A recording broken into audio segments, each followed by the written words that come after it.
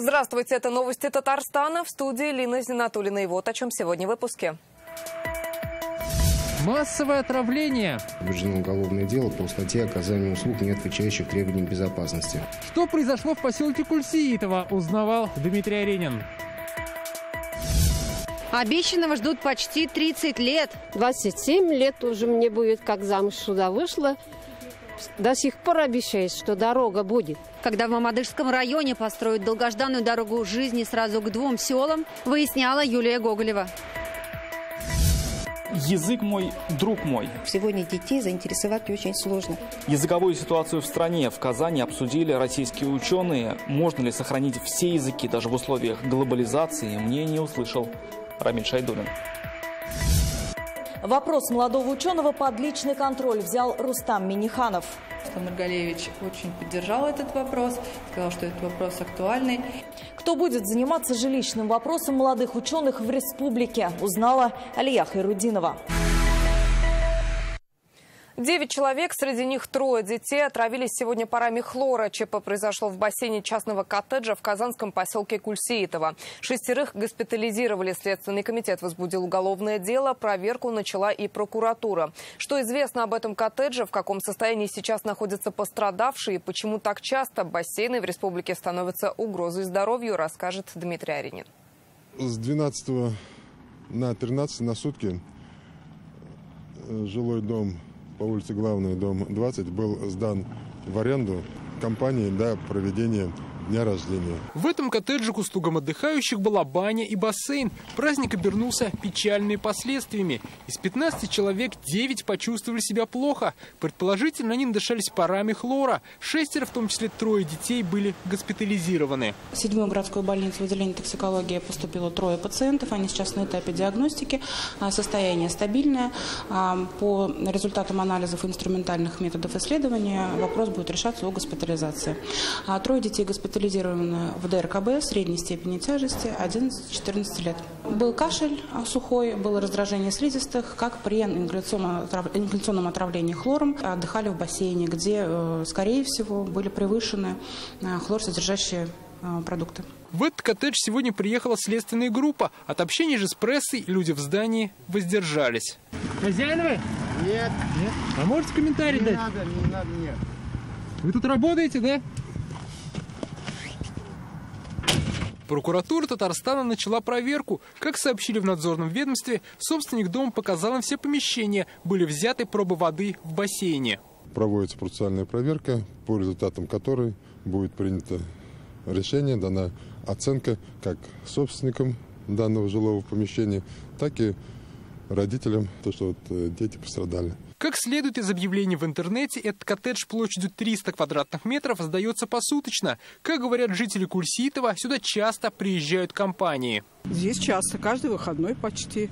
Ну, в зависимости от праздников. ЧП бывает такие?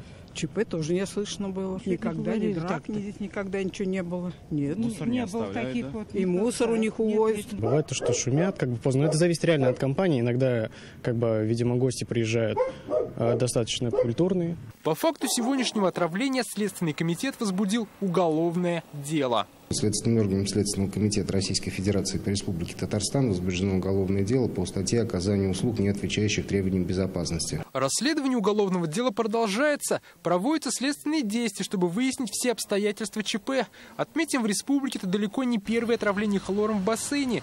В марте подобное происшествие случилось в Мензелинском спорткомплексе, в июле в Казанском аквапарке, в октябре в физкультурно-оздоровительном комплексе деревни Хлыстово и Лабужского района. Чем обусловлены столь частые отравления в бассейнах республики, вопрос остается открытым. Дмитрий Аренин, Данил Филатов, ТНВ, Казань.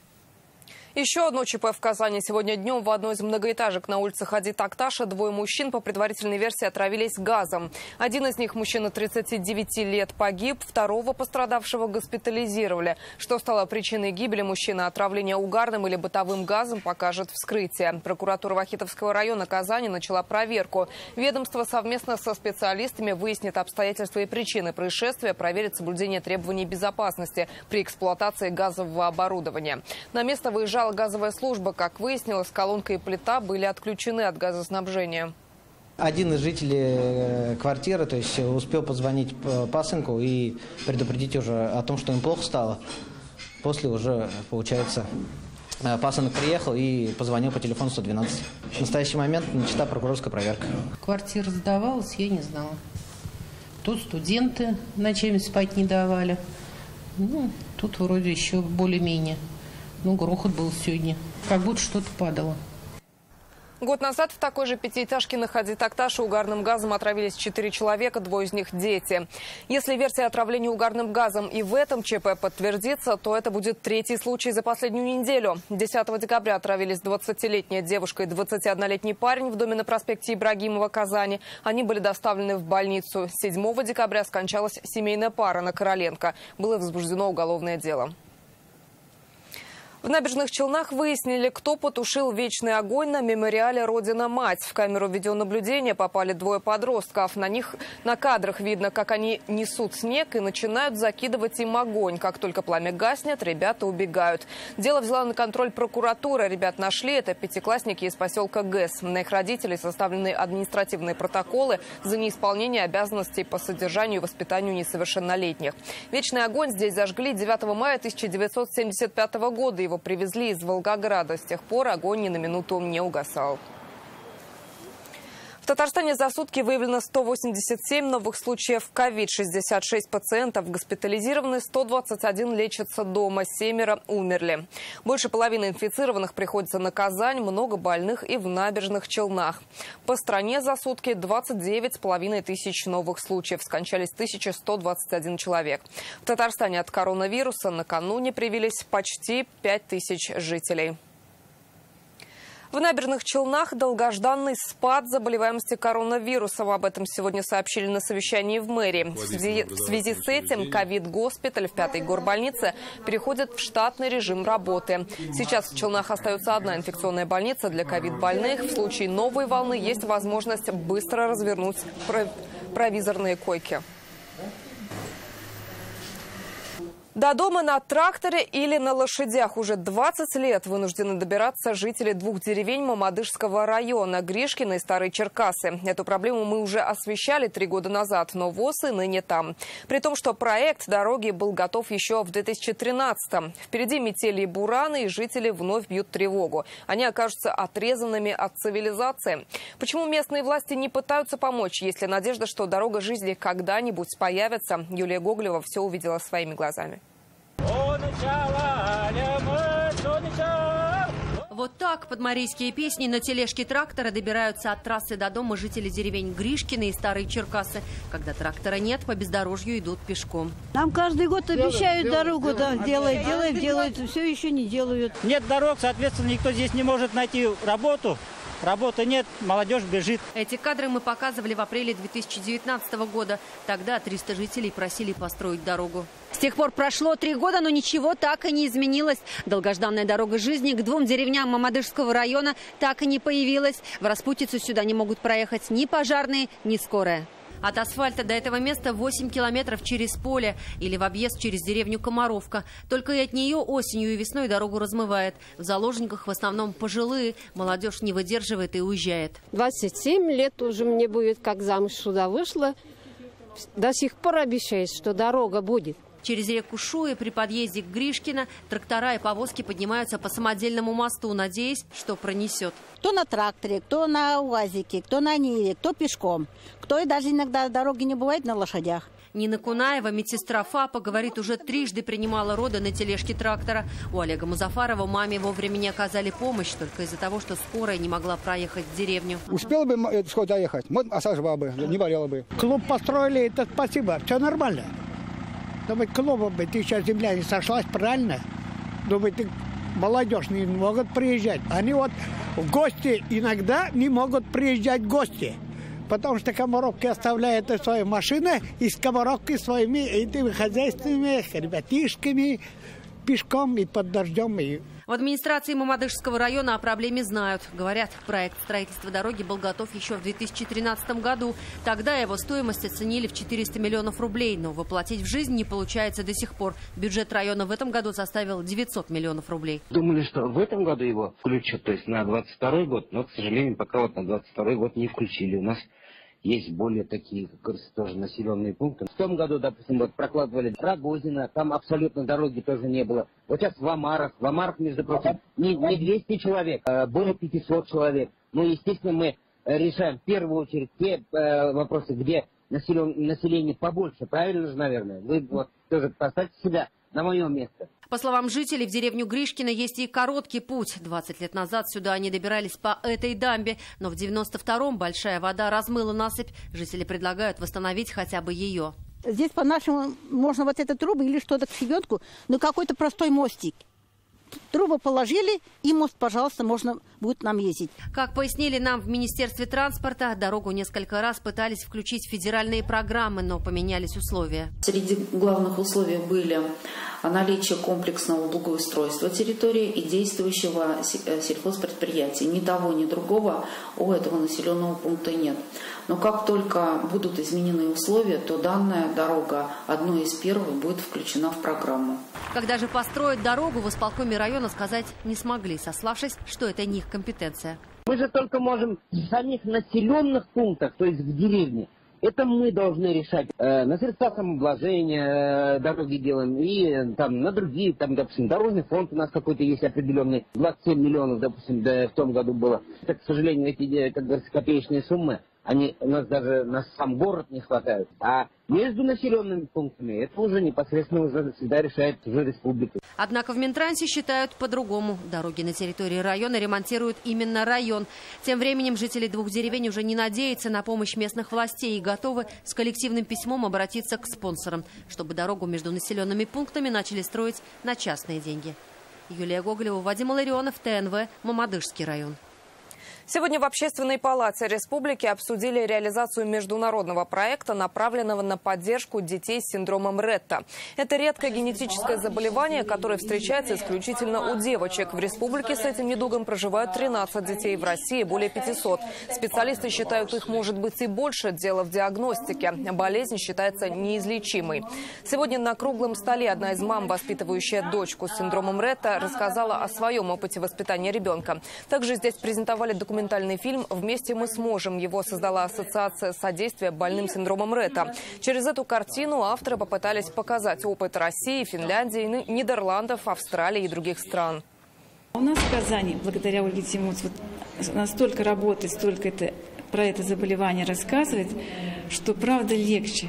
Ты уже даже к врачам приходишь, даже когда мы инвалидность оформляли в СЭКе, уже знают, что есть такое заболевание. Она очень много медиков привлекает, медицине, когда в больницу попадали, тоже. Это немножко легче. И сегодня здесь же председатели общественных палат Татарстана и Краснодарского края подписали соглашение о сотрудничестве. Уже намечены совместные мероприятия. В следующем году в Казани пройдет форум некоммерческих организаций двух регионов. В этом году мы подписали соглашение с Якутией, и вот второе на финише года с Краснодарским краем. Это палаты, которые имеют свои традиции, опыт очень интересный, и, конечно, нам всем очень полезно обмениваться. Институция довольно молодая, общественные палаты, которые объединяют гражданские сообщества, каждый в своем регионе, и здесь каждый, в общем-то, опыт каждого из регионов, он интересен. Цены улетели в космос. Мэрия Казани задолжала подрядчикам за капремонт более 200 миллионов рублей. Всему ли виной рост цен на стройматериалы, читайте в интернет-газете «Реальное время». Сегодня президент Рустам Минниханов встретился с доцентом КГАСУ, председателем исполкома движения молодых ученых Татарстана Юлией Кореевой. Она только что вернулась из Сочи, где проходил конгресс молодых ученых страны. С ними встречался Владимир Путин. Там Юлия Кореева предложила учитывать достижения специалистов при получении жилья. Пока этими мерами поддержки могут воспользоваться только те, кто признан нуждающимся. Какие поручения дал Рустам Минниханов для решения этого вопроса? С молодым ученым пообщалась Алия Хрудинова. Сегодня мы с вами рассматриваем аэродинамический расчет системы вентиляции. Как правильно спроектировать систему отопления, каким должен быть микроклимат в помещении и что такое система теплогазоснабжения. Более 10 лет Юлия Кореева знакомит студентов архитектурного университета с сетями отопления. В свои 34 она кандидат технических наук, сейчас пишет докторскую. У меня вот сейчас есть аспиранты.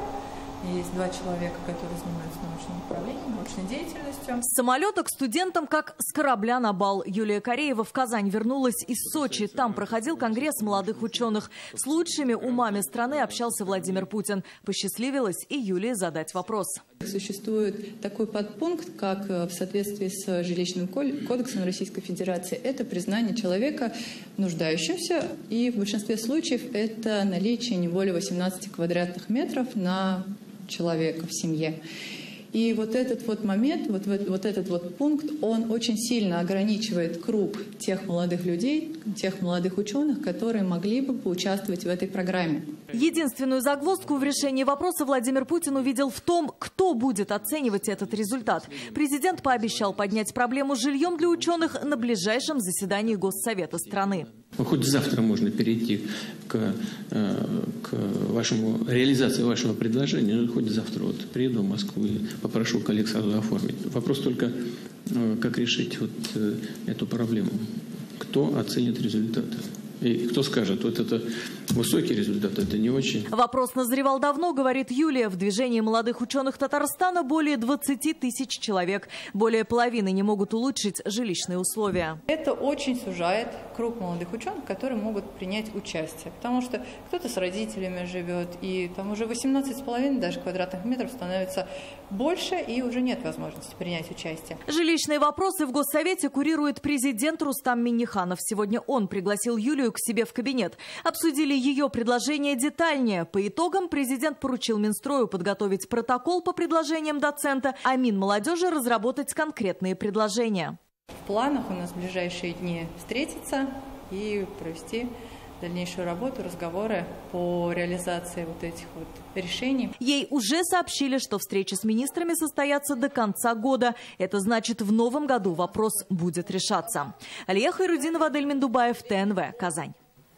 Студентка колледжа Российского университета правосудия Алия Аглиуллина из Казани выиграла гран-при национальной премии «Студент года» среди профессиональных образовательных организаций. На своей странице в Инстаграм ее поздравил Рустам Минниханов. Он разместил фото Алии и отметил, что победила наша землячка. Рустам Минниханов сегодня встретился с председателем правления, основателем турецкой компании «Табан-Гыда» Арасом Демиром. Обсудили перспективы сотрудничества в сфере АПК. «Табан-Гыда» производит сельхозпродукцию и занимается глубокой переработкой зерна. Рустам Минниханов подчеркнул, Турция – ключевой партнер республики. Турецкие компании инвестировали в Татарстан порядка $2 миллиардов. В республике работают 10 турецких заводов. Фарид Мухаммедшин принял участие в заседании Президиума Совета законодателей России. Прошло оно по видеосвязи. Парламентарии, представители органов исполнительной власти, законодательных собраний регионов обсудили ряд социально значимых тем. Речь, в частности, шла об оказании гражданам социальных и медицинских услуг, организации доставки грузов в удаленные и труднодоступные районы в условиях пандемии. Так, депутат Ирина Яровая предложила электронный обмен данными о диспансеризации пациента и получение справки для предъявления работодателю. Согласно поручению президента России, к 2025 году до 80% социальных услуг должно оказываться в электронном виде.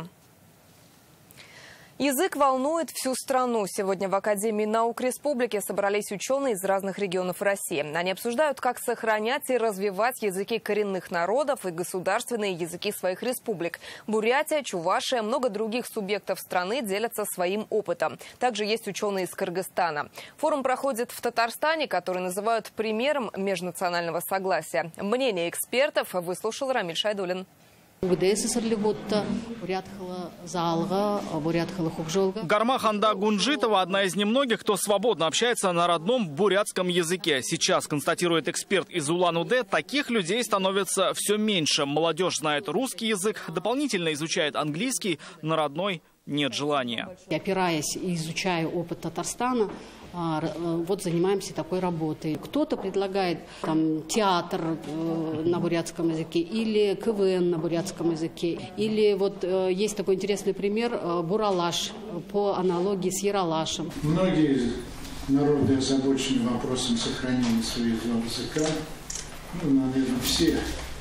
Международная языковая конференция идет в онлайн и офлайн форматах. В зале сегодня ученые из самых разных уголков страны. Общий вопрос, волнующий всех, как сохранять языки России. Речь не только о языках коренных народов, но и о крупных языках. Они тоже страдают из-за глобализации. В русском языке много заимствований и англицизмов. В языках народов и республик все меньше правильных слов. Еще один вердикт экспертов. В стране почти не появляется новоговорящих людей, изучивших неродной язык с нуля. В России в силу особенностей истории нашей страны люди отличаются некоторой пассивностью.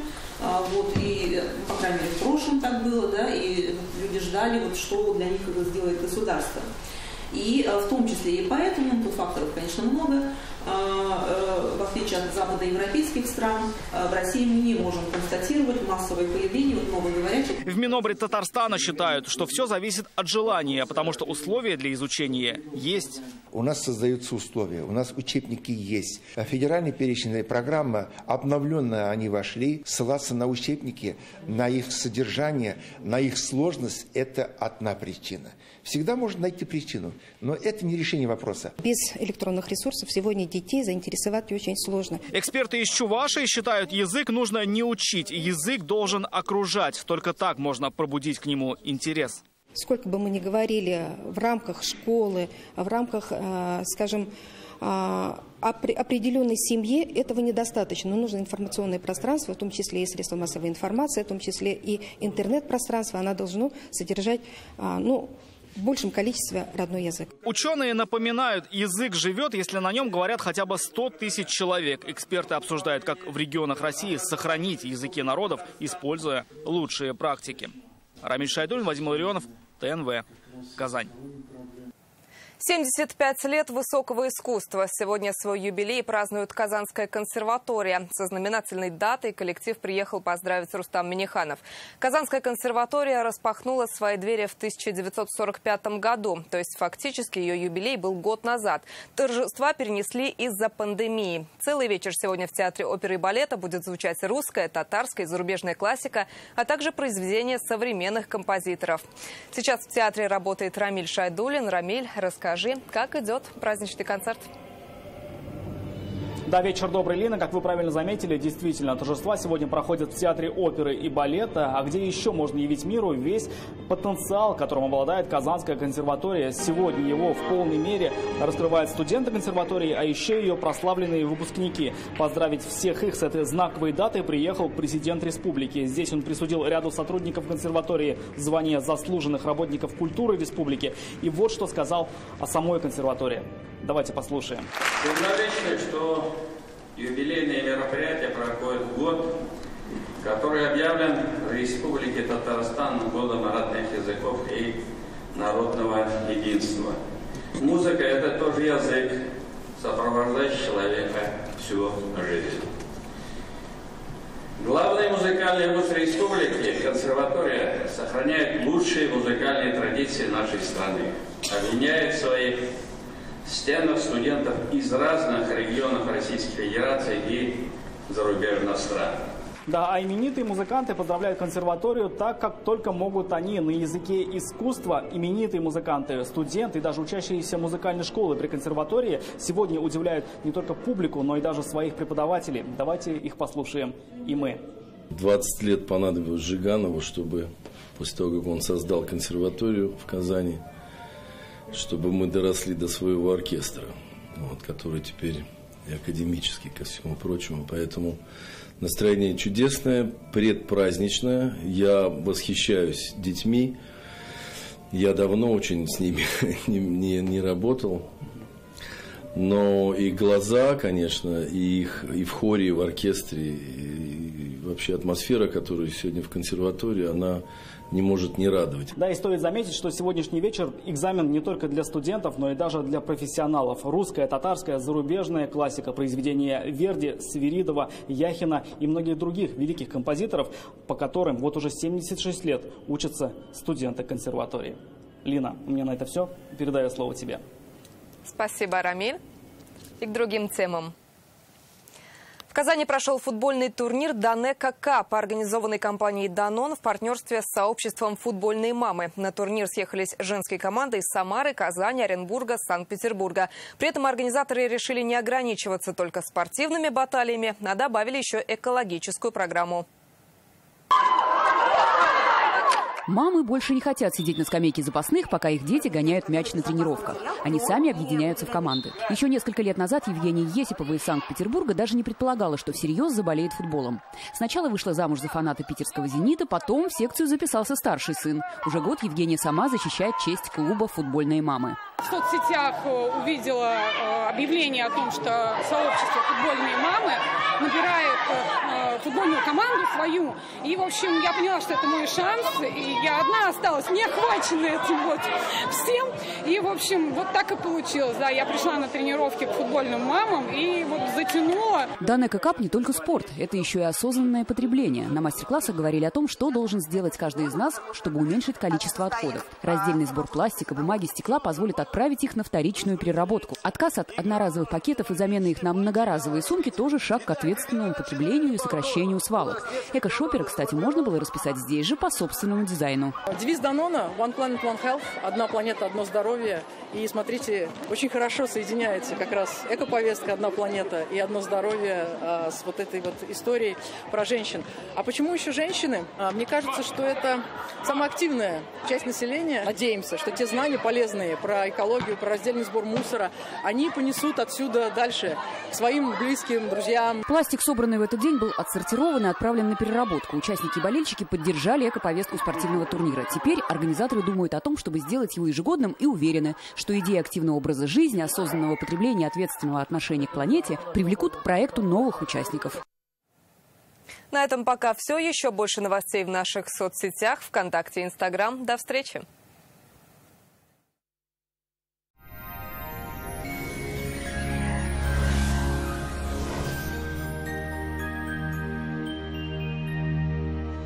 В студии София Егорова. Здравствуйте. Не откладывайте заказ вашей новой кухни. Закажите ее в рассрочку в Данил Мастер.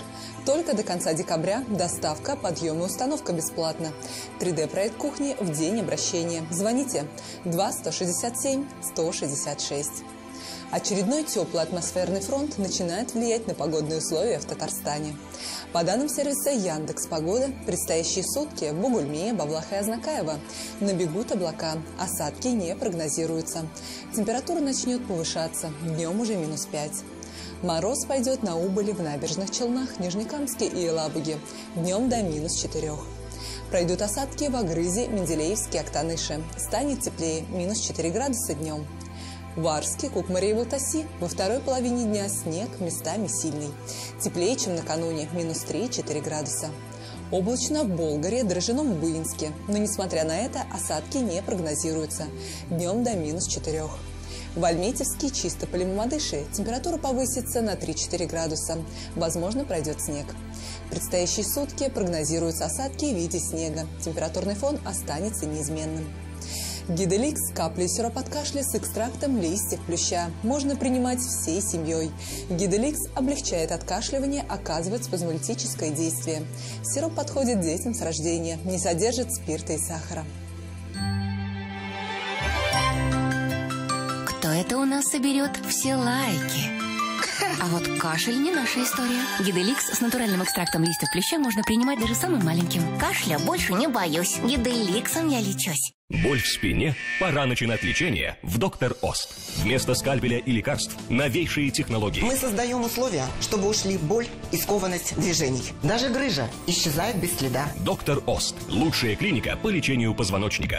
Федеральная сеть медицинских центров «Доктор Ост». Лечение самых сложных заболеваний позвоночника и суставов без боли и хирургического вмешательства. За 12 лет в 10 городах России врачами клиники отменено более 70 тысяч операций. В Казани небо затянет облаками. Ночью потеплеет до -5. Днем ожидается 4 мороза. Ветер юго-западный умеренный. Атмосферное давление 763 мм ртутного столба. Влажность воздуха 69%. Магнитное поле Земли спокойное. Санчи – сокровище китайской традиционной медицины. Дает энергию, укрепляет иммунитет, повышает качество сна, улучшает самочувствие, способствует снятию усталости. Санчи – источник энергии и долголетия. В аптеках Farmland с 20 по 30 декабря 2021 года скидка 20%. На этом наш выпуск завершен. До свидания.